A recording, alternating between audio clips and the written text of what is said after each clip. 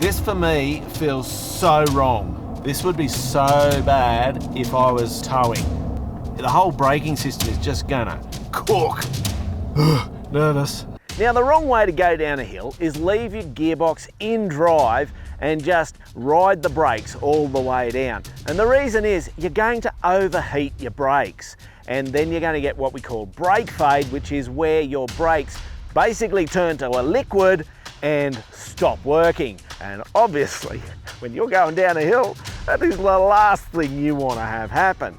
Now, many of you who have driven manual four-wheel drives understand the concept of pulling a manual gearbox back into a lower gear so that the engine revs and it provides a lot of the braking for you. But in an automatic, you can do the same thing. You can put it into a manual mode or a sports mode and drive the automatic manually. Therefore, you're going to use the automatic's engine braking to help slow the vehicle down, and it makes a considerable difference. So what I'm going to do, I'm going to drive 20 kilometers down this windy, steep hill in my 4-ton 200 series here, and I'm going to do it on the brakes, and hopefully I don't get brake fade. But what I'm going to do when I get to the bottom is I'm going to measure how hot the front brakes are and how hot the back brakes are, and then I'm going to come all the way back up the hill and drive down there the correct way and see how hot the front brakes and back brakes are.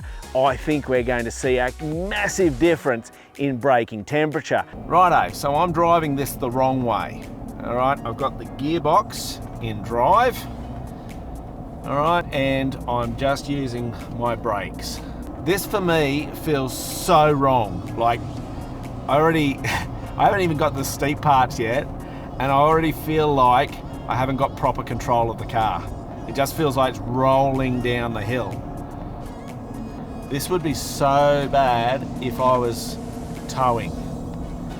Like, I'm a heavy vehicle, but I've got upgraded brakes and I'm not towing. But if I had 3.5 ton, so it's another one of these behind me, effectively, because this is about 4 tons. So if I had 3.5 ton caravan or something behind me and I was doing this, yeah, the caravan's got brakes, but they're not as good of brakes as the car. So the whole braking system is just gonna cook. Absolutely cook.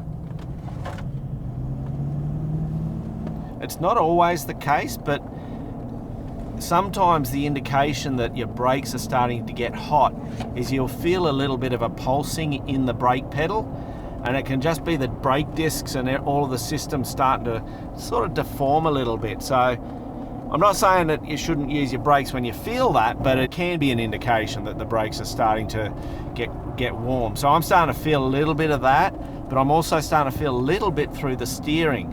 And I'm not enjoying doing this, to be honest. I just feel like I'm starting to be on the brakes almost all the time, which means that they're not getting any time to really cool down.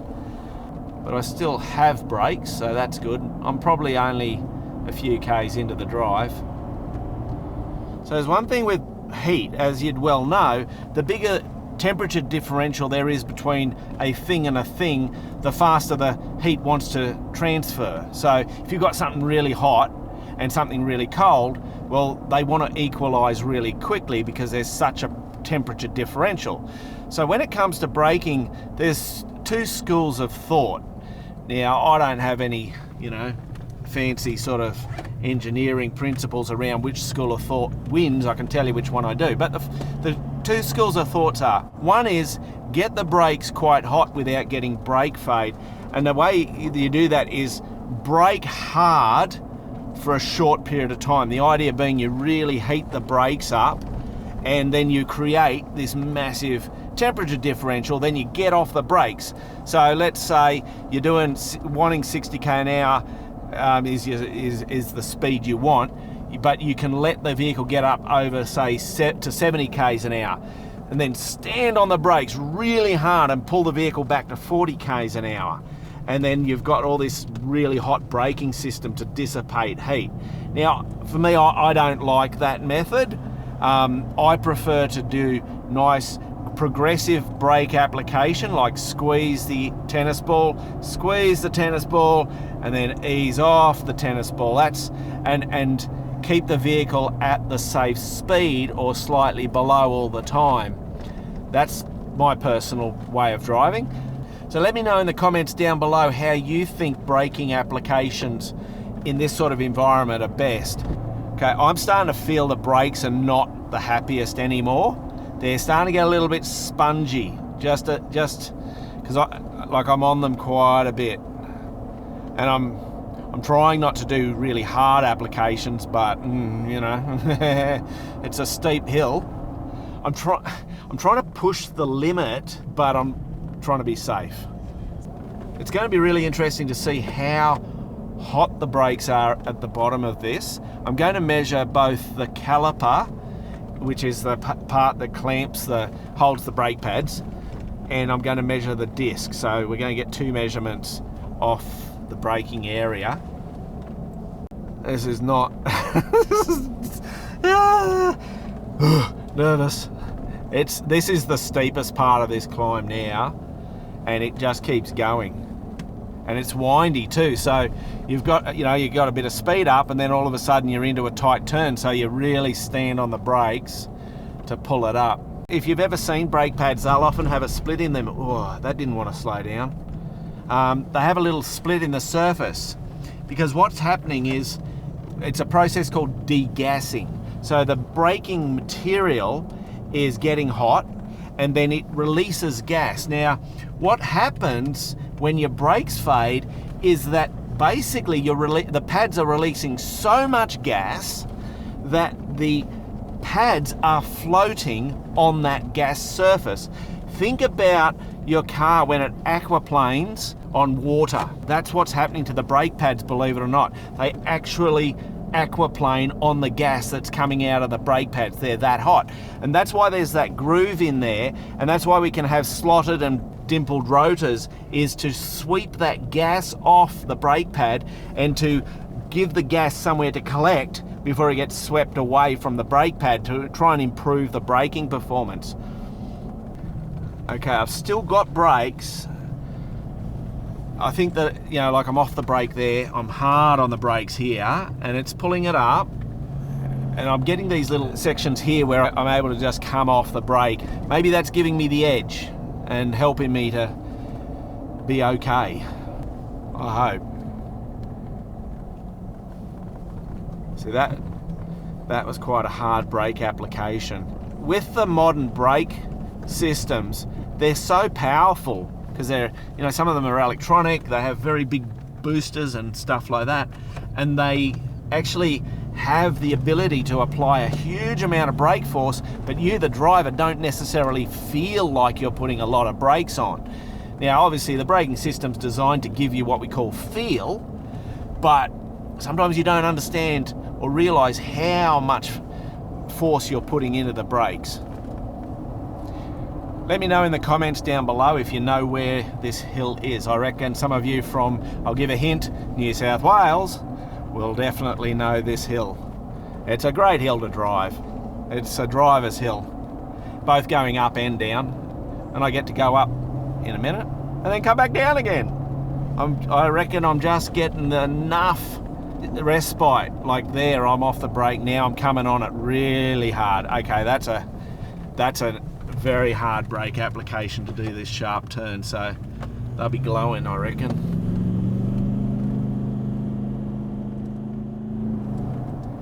Now, if you had a vehicle with drum brakes, this vehicle's got 4-wheel disc brakes, but if you had drum brakes, they don't dissipate heat nearly as well as the disc brakes. So again, it's something to be aware of, especially if you're towing a caravan that's got drum brakes, and most of them do. Those brakes will just be glowing, especially if you've got the brake bias cranked up a bit, so be aware of it.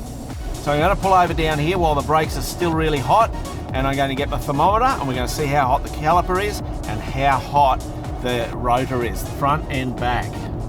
Let me know in the comments down below, what sort of temperature do you think we're going to see on the brakes at the bottom of the hill, just leaving it in drive and just using the foot brake? Is it going to be 200 degrees, 400 degrees, 1,000 degrees?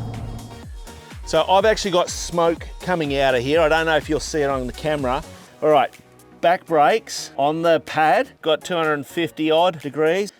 On the rotor, we've got like 350, 360 degrees Celsius, and that is just hot to stand next to. Okay, here we've got 130 on the caliper, and then on the rotor, 380.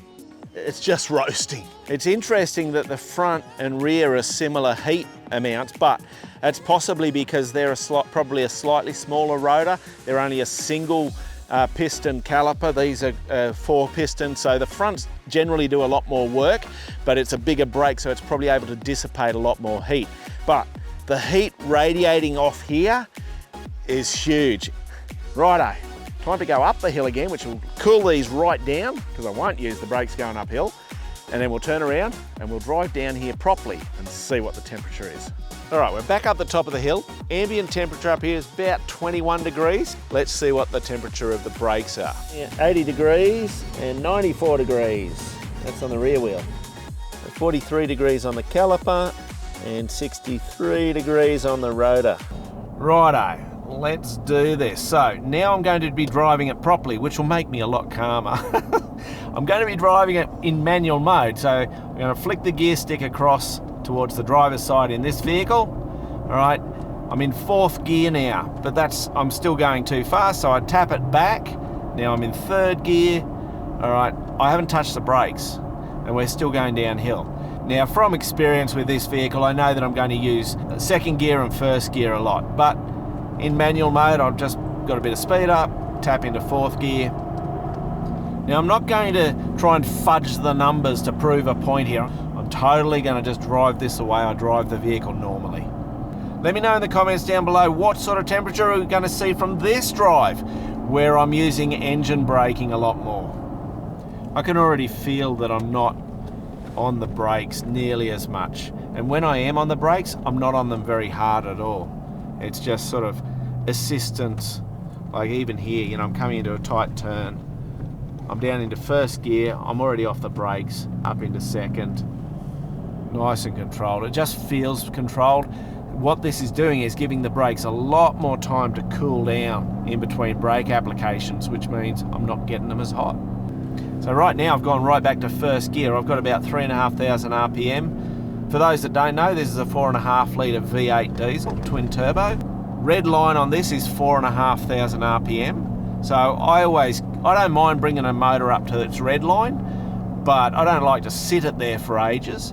So for me, I'm happy to see it at 4 grand on a long descent like this. I figure that, you know, the motor's going to be happy with that. Some other interesting numbers for you, because I'm doing such a long descent and not really working the motor, my coolant temperature is at 65 degrees, so she's really cooled down, and my automatic's down at 70 degrees, which is about right, because yeah, the auto is still doing some work through the engine braking in the torque converter. When you're driving in manual mode, it's important to take note of the RPM that the gearbox will want to change to. So for example, with this gearbox, when I want to go from 2nd gear to 1st gear, I need to be down around about 40 kilometers per hour, right there.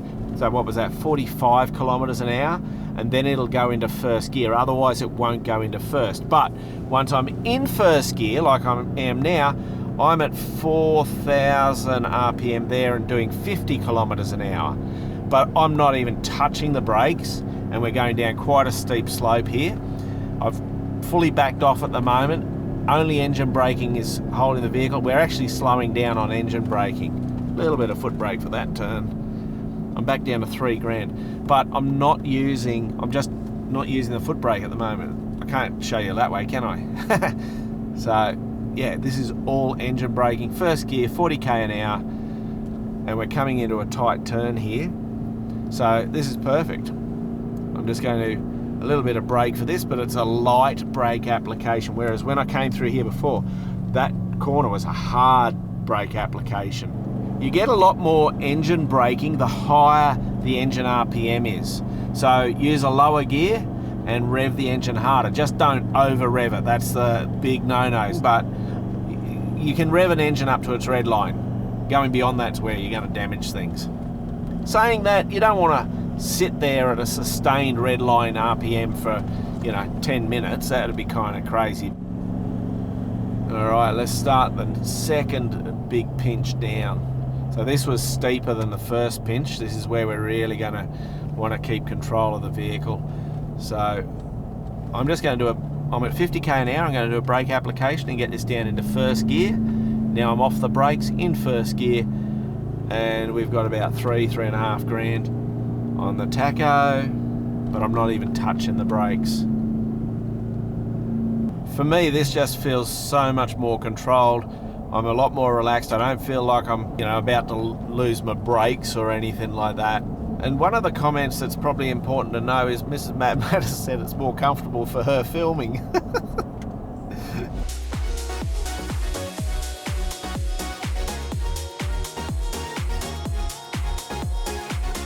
Time to check it out and see how we went. All right, let's see how we go. 90, 94, it's moving around a bit, but there you go, 92. Nothing like it was before. 150 on the rotor, so, well, I think before it was like 370.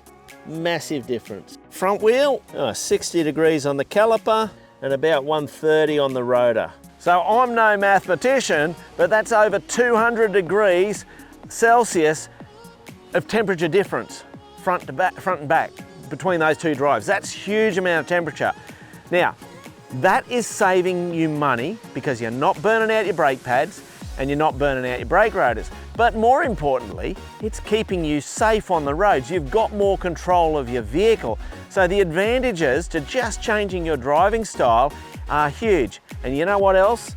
It makes the drive a bit more fun as well. I'm Mad Matt. Stay safe on the trails.